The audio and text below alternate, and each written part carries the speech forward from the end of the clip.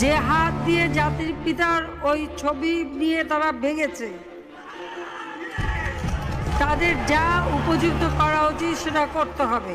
কিন্তু যিনি আমাদের জাতির পিতা, যার আইন আছে, সেখানে হাত দেবে এত সাহস কোত্থেকে পেল? জাতির পিতার ছবি নিয়ে অপমান করেছে, এত সাহস কোথা থেকে পায় আমি জিজ্ঞাসা করি।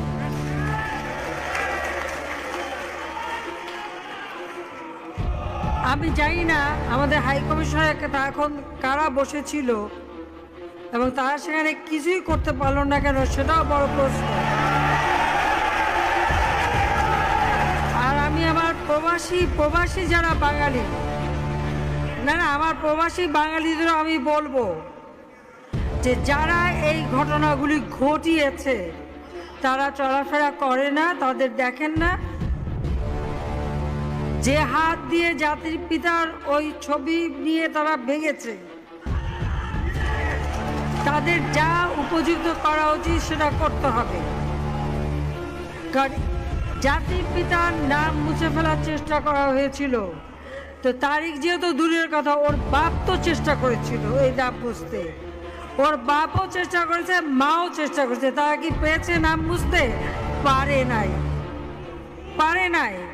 ইতিহাস কখনো কেউ চাপা দিতে পারে না। আর জাতির পিতা তার 7 মাসে ভাষণে বলে গেছে যে বাঙালিকে কেউ দাবায় রাখতে পারবে না, পারে নাই দাবায় রাখতে। তা আজকে এত বড় দুঃসাহস হয়ে যায়।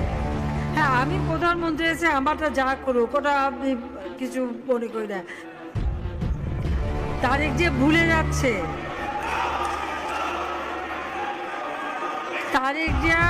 যাচ্ছে, যে তার মা দুর্নীতি করে জেলে গেছে। আস্তে